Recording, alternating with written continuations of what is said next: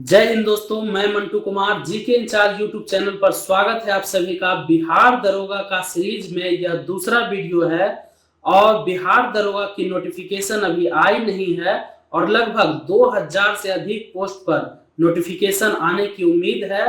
और अब इसका एग्जाम तो 2025 में ही होगा और इसके एग्जाम पैटर्न को ध्यान में रखकर बिल्कुल उसके सिलेबस के तहत जीके और जीएस के 25 प्रश्नों को इस वीडियो में मैं आप सभी के सामने टेस्ट फॉर्मेट में देने का प्रयास करूंगा और सभी प्रश्नों का फुल डिस्कशन भी करवाऊंगा ताकि सभी प्रश्न आपको ठीक तरीके से याद भी हो सके और इसी वीडियो में उसका टेस्ट भी हो जाएगा। तो चलिए, स्क्रीन पर सबसे पहले आपके सामने पहला प्रश्न है। इसका आंसर हो सके तो आप कमेंट बॉक्स में भी देंगे। पहला प्रश्न है, निम्नलिखित में से कौन कभी भी भारत के कार्यवाहक राष्ट्रपति नहीं बने हैं? कमेंट बॉक्स में इसका आंसर भी दें और इसका आंसर जो है, सही आंसर क्या हो जाएगा? भारत के कार्यवाहक राष्ट्रपति नहीं बनने वाले कौन रहे हैं? तो वह हो जाएंगे डॉक्टर जाकिर हुसैन। यह भारत के तीसरे राष्ट्रपति थे और भारत के पहले मुस्लिम राष्ट्रपति थे। और जब 1969 में पद पर रहते हुए इनकी मृत्यु हो जाती है, उसी वक्त तत्कालिक उपराष्ट्रपति बीबी गिरी को भारत का कार्यवाहक राष्ट्रपति बनाया जाता है। और 1969 ईस्वी में ही भारत के एकमात्र मुख्य न्यायाधीश मोहम्मद हिदायतुल्लाह को भी भारत का कार्यवाहक राष्ट्रपति बनाया जाता है। और बाद में चलकर बीडी जत्ती को 1977 में भारत का कार्यवाहक राष्ट्रपति बनाया जाता है। तो इस प्रश्न का सही उत्तर हो जाएगा डॉक्टर जाकिर हुसैन। इसके डिस्कशन को ठीक तरह से देखने के लिए यहां देखिए, डॉक्टर जाकिर हुसैन जो कि भारत के तीसरे राष्ट्रपति थे और भारत के पहले मुस्लिम राष्ट्रपति थे।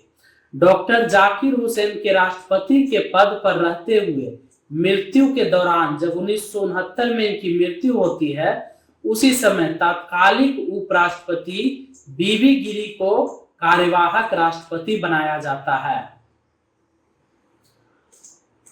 और इसके तुरंत बाद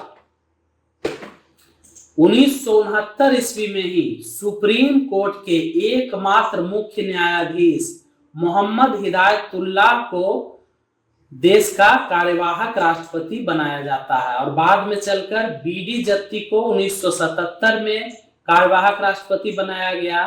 तो इस प्रकार भारत में अब तक कुल 3 व्यक्तियों को कार्यवाहक राष्ट्रपति बनाया गया है। अगला प्रश्न, तातीपाका तेल शोधनशाला किस राज्य में स्थित है? बहुत ही इंपॉर्टेंट प्रश्न है। तातीपाका तेल शोधनशाला किस राज्य में स्थित है? तो इसका सही आंसर हो जाएगा आंध्र प्रदेश। तातीपाका तेल शोधनशाला आंध्र प्रदेश में स्थित है। और डिस्कशन को ठीक तरह से देखिए, जब आंध्र प्रदेश का जिक्र आया है तो विशाखापत्तनम को भी याद रखिएगा। विशाखापत्तनम बंदरगाह यह भी आंध्र प्रदेश में ही स्थित है। और बहुत पूछा जाने वाला प्रश्न, कोल्लेरू झील यह किस राज्य में स्थित है? आंध्र प्रदेश में स्थित है। अगला प्रश्न है, चलिए हम लोग डिस्कशन के माध्यम से मैप को भी ठीक तरीके से देखेंगे ताकि याद हो जाए। और मैप में हम आंध्र प्रदेश को देखेंगे। यह जो क्षेत्र है बंगाल के खाड़ी के समीप आंध्र प्रदेश का यह क्षेत्र है। और इसके ऊपर तेलंगाना राज्य जो इससे बटकर बना है, यह तेलंगाना का क्षेत्र है। और आंध्र प्रदेश के नीचे यह तमिलनाडु का क्षेत्र है। अब आते हैं अगले प्रश्न पर। टेबल शर्करा किस प्रकार की शर्करा है? टेबल शर्करा यानी कि टेबल शुगर, यह किस प्रकार की शर्करा है? इसका सही आंसर होगा सुक्रोज। टेबल शर्करा सुक्रोज के प्रकार की शर्करा है। और सुक्रोज किसे कहते हैं? सुक्रोज अर्थात चीनी। इसका आणविक सूत्र क्या हो जाएगा? C12H22O11। यह चीनी का भी रासायनिक सूत्र है। अगला प्रश्न है, निम्नलिखित में से कौन सा राजवंश त्रिपक्षीय संघर्ष का हिस्सा नहीं था? त्रिपक्षीय संघर्ष जो है कन्नौज पर विजय प्राप्ति के लिए चलाया गया एक संघर्ष था, यानी एक लड़ाई थी जिसमें कि राष्ट्रकूटों ने भाग लिया था, प्रतिहार वंश ने भी भाग लिया था और पाल वंश के शासकों ने भी भाग लिया था। इस प्रश्न का सही उत्तर हो जाएगा चोल वंश। इसने त्रिपक्षीय संघर्ष में भाग नहीं लिया था। ध्यान से देखेंगे, 8वीं सदी से लेकर 10वीं सदी तक चलने वाला लड़ाई जिसे त्रिपक्षीय संघर्ष कहते हैं, यह कन्नौज पर विजय के लिए हुआ था, जिसमें राष्ट्रकूट वंश, प्रतिहार वंश और पाल वंश तीनों ने लड़ाई लड़ी थी। इसे त्रिपक्षीय संघर्ष कहते हैं। अब इसे मैप के माध्यम से याद रखिएगा कि कन्नौज जो यह क्षेत्र है, इसे जीतने के लिए लड़ाई हुई थी, जिसमें राष्ट्रकूट वंश का यह क्षेत्र, गुर्जर प्रतिहार वंश का यह क्षेत्र और पाल वंश का यह क्षेत्र तीनों ने भाग लिया था। अगला प्रश्न है, तराइन की दूसरी लड़ाई किस वर्ष में लड़ी गई थी? बहुत ही इंपॉर्टेंट क्वेश्चन। तराइन की दूसरी लड़ाई किस वर्ष लड़ी गई थी? इसका सही आंसर होगा 1192 ईस्वी में। तराइन का द्वितीय युद्ध 1192 ईस्वी में हुआ था। तराइन का द्वितीय युद्ध 1192 ईस्वी में मोहम्मद गौरी और पृथ्वीराज तृतीय के बीच हुआ, जिसमें पृथ्वीराज तृतीय की हार हुई थी। पृथ्वीराज तृतीय का ही दूसरा नाम पृथ्वीराज चौहान भी है और इनकी उपाधि जो है राय पिथौरा की उपाधि है। तो राय पिथौरा के उपनाम से किसे जाना जाता है? पृथ्वीराज तृतीय को या पृथ्वीराज चौहान को। अच्छा, तराइन का प्रथम युद्ध कब हुआ था?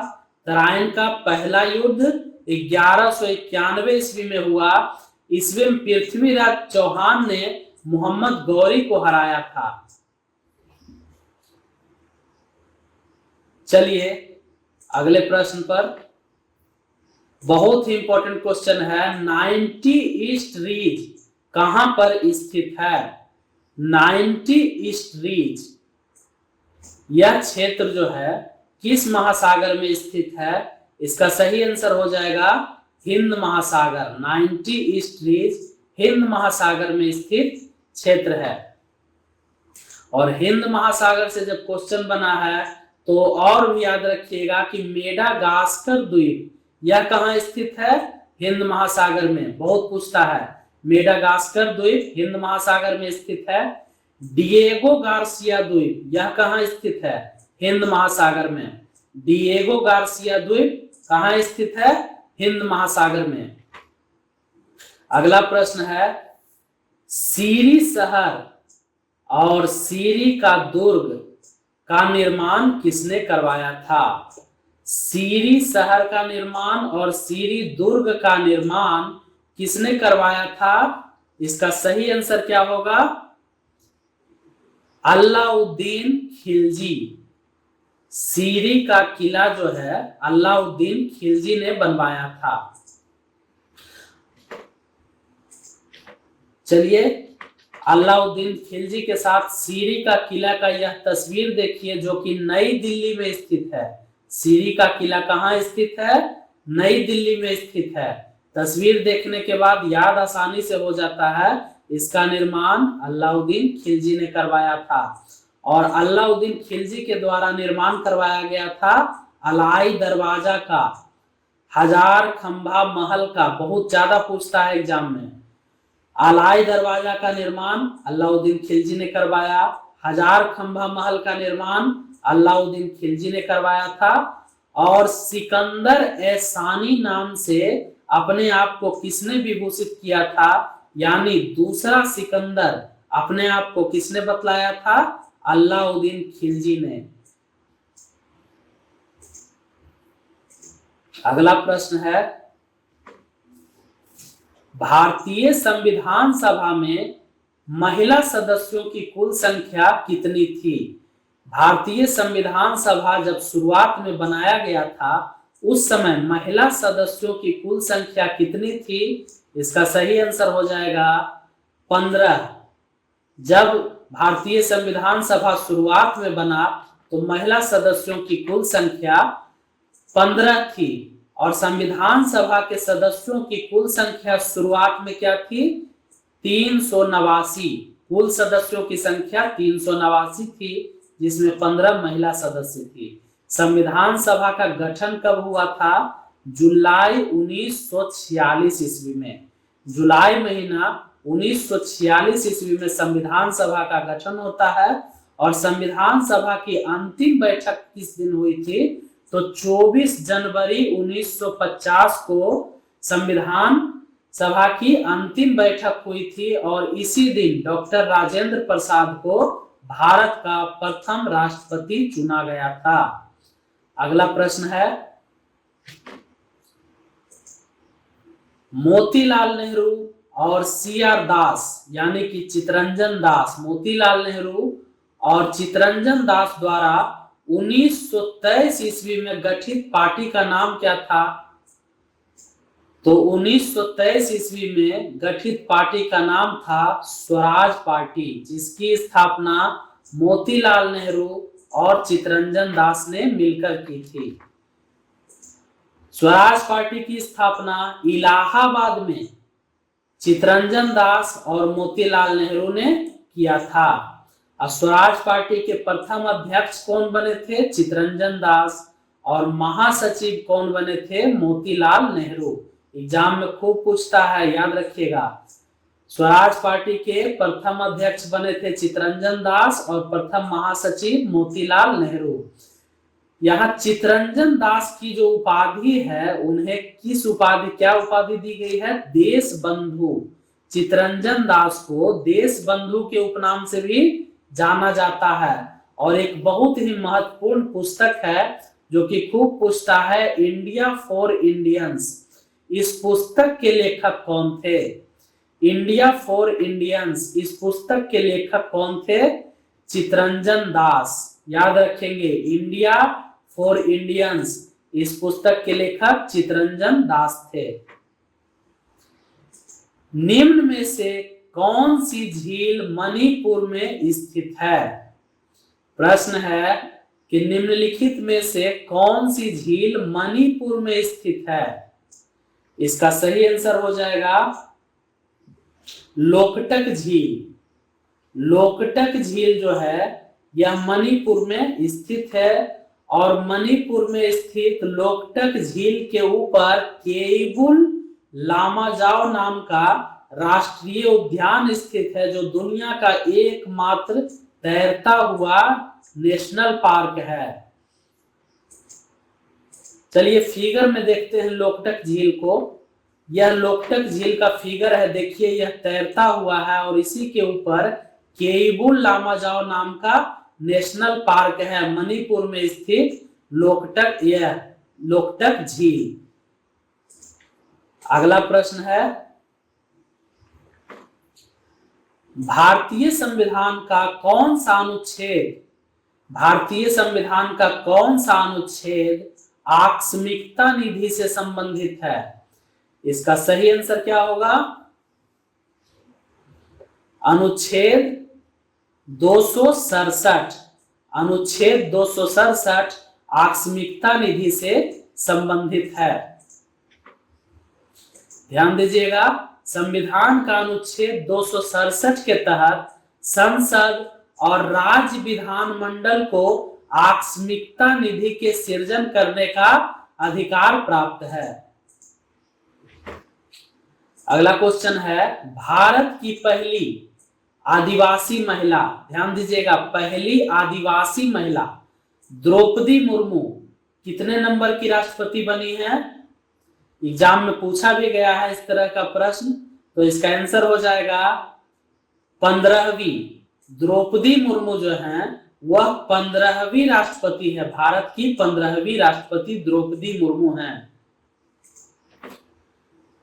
और द्रौपदी मुर्मू जो है भारत की दूसरी महिला राष्ट्रपति हैं। पहली महिला राष्ट्रपति प्रतिभा देवी सिंह पाटिल थी और द्रौपदी मुर्मू दूसरी महिला राष्ट्रपति हैं। द्रौपदी मुर्मू झारखंड की पूर्व राज्यपाल भी रह चुकी हैं और इनका संबंध किस राज्य से है, तो यह ओडिशा की आदिवासी नेता हैं।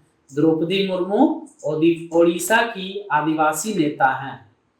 अगला प्रश्न है, सिग्मो त्योहार भारत के किस राज्य में मनाया जाता है? बहुत ही इंपॉर्टेंट प्रश्न है। चलिए, सिग्मो त्योहार यह भारत के किस राज्य में मनाया जाता है? इसका आंसर हो जाएगा गोवा। सिग्मो महोत्सव भारत में गोवा में मनाया जाता है।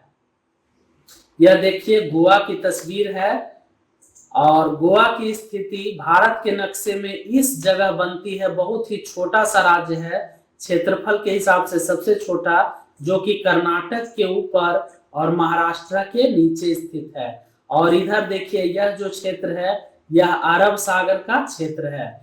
यहाँ चित्र में आप देख रहे होंगे गोवा के सिग्मो महोत्सव की तस्वीर। अगला प्रश्न आपके सामने। इससे पहले गोवा के बारे में कुछ और जान लीजिए। बहुत ही पूछता है एग्जाम में कि कोंकणी यह जो है गोवा की राजभाषा है।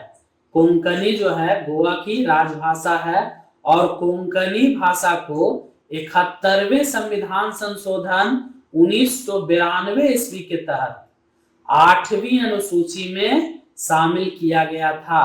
8वीं अनुसूची में भारत की 22 भाषाओं को शामिल किया गया है, जिसमें कोंकणी भाषा को 71वें संविधान संशोधन 1992 ईस्वी के तहत शामिल किया गया था। अगला प्रश्न है, गिद्ध संरक्षण और प्रजनन केंद्र कहां पर स्थित है? गिद्ध संरक्षण और प्रजनन केंद्र कहां पर स्थित है? इसका सही आंसर हो जाएगा पिंजौर। पिंजौर यह हरियाणा का क्षेत्र है जहां की गिद्ध संरक्षण और प्रजनन केंद्र स्थित है। पिंजौर कहां स्थित है? हरियाणा में। अगला प्रश्न है, बहुत ही इंपॉर्टेंट क्वेश्चन है, इसको बिल्कुल याद रखिएगा। बृहत या ग्रेटर हिमालय को किस नाम से जाना जाता है? बृहत या ग्रेटर हिमालय को और किस नाम से जाना जाता है? इसका सही आंसर हो जाएगा हिमाद्री।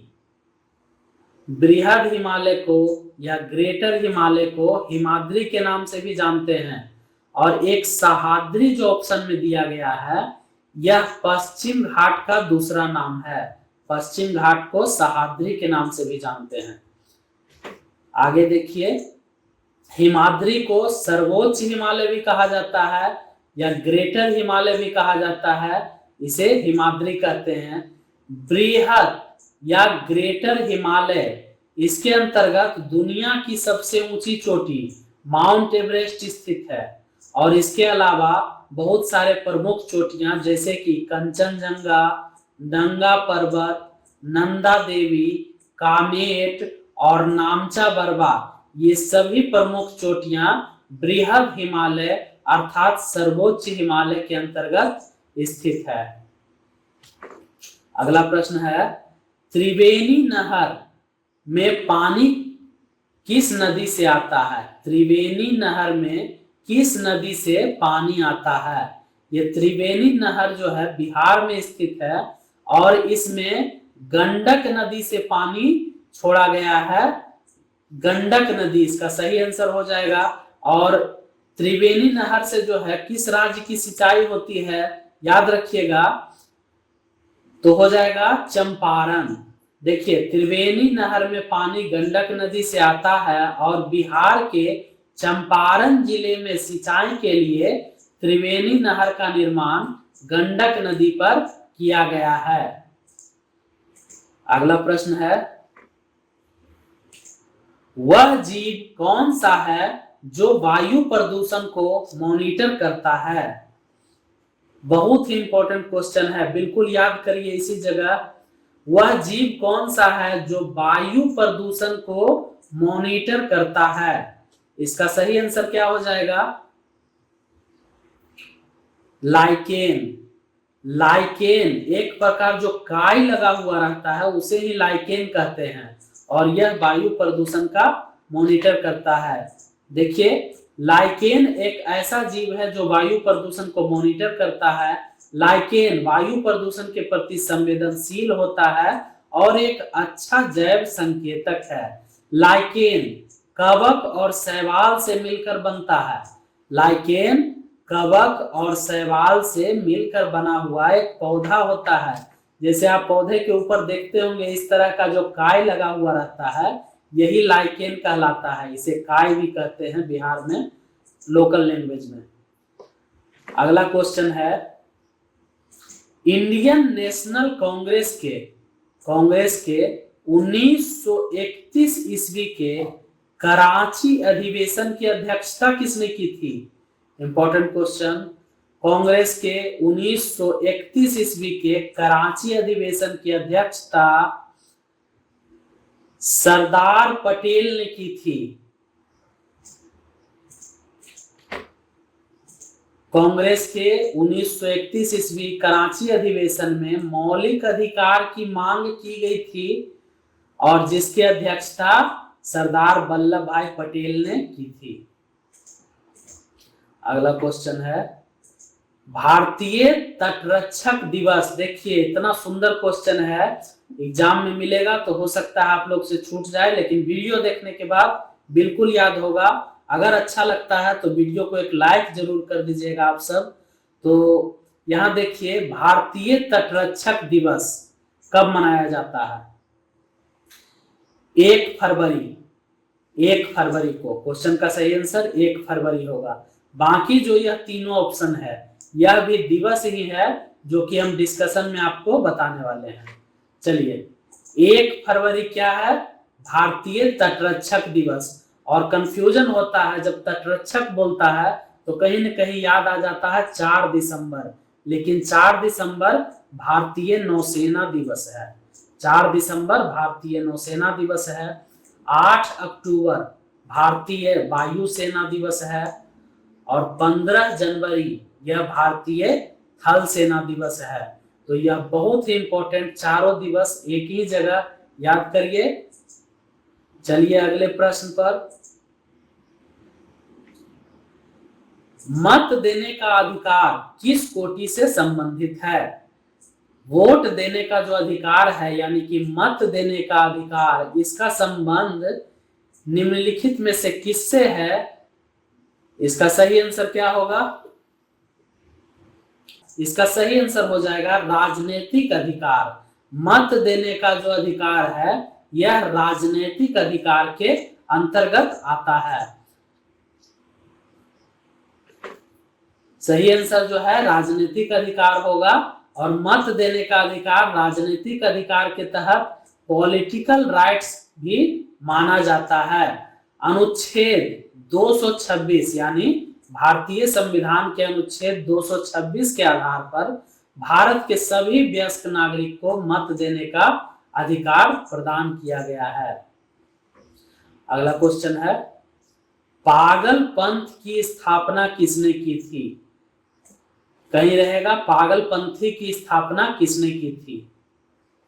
आप सभी इसका आंसर कमेंट बॉक्स में भी दे सकते हैं। इसका सही आंसर हो जाएगा करम शाह। करम शाह ने पागलपंथ की स्थापना की थी। पागलपंथ की स्थापना करम शाह ने की थी। और पागलपंथ क्या था? यह एक अर्ध धार्मिक संप्रदाय था, पूरी तरह से धार्मिक नहीं, अर्ध धार्मिक संप्रदाय था। अगला प्रश्न है और बहुत ही विवादास्पद प्रश्न है, लेकिन इसी तरह का प्रश्न परीक्षा में पूछा भी जाता है। इसका आंसर दीजिए आप सभी। सूर्य सिद्धांत, इसके लेखक कौन थे? सूर्य सिद्धांत यह एक पुस्तक है, इसके लेखक कौन थे? इसका सही आंसर मुझे भी नहीं पता है, बहुत कंट्रोवर्शियल है, इसलिए इसके डिस्कशन में आप सभी देखिए।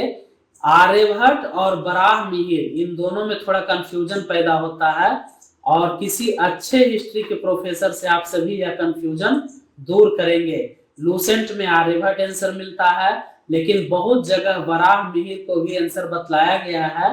अब आयोग इसका आंसर क्या तय करेगा यह आप सभी देखेंगे। इस तरह के प्रश्नों को याद रखिए। अगला प्रश्न है, दुग्ध प्रोटीन को पचाने वाला एंजाइम कौन सा है?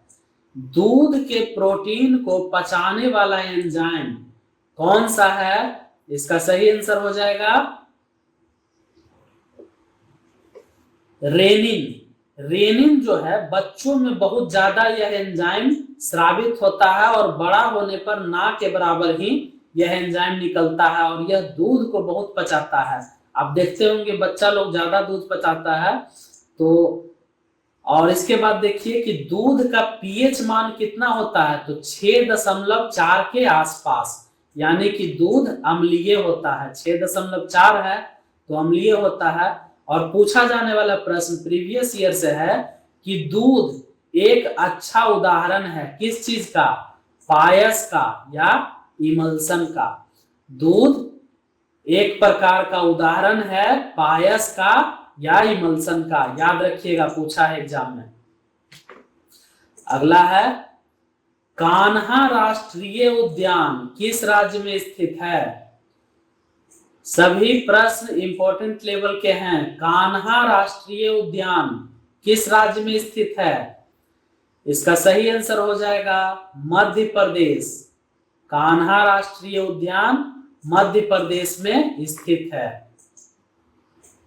कान्हा टाइगर रिजर्व भी है, यहां देखिए मैंने लिख दिया है कि कान्हा टाइगर रिजर्व यानी कान्हा बाघ रिजर्व मध्य प्रदेश में स्थित है।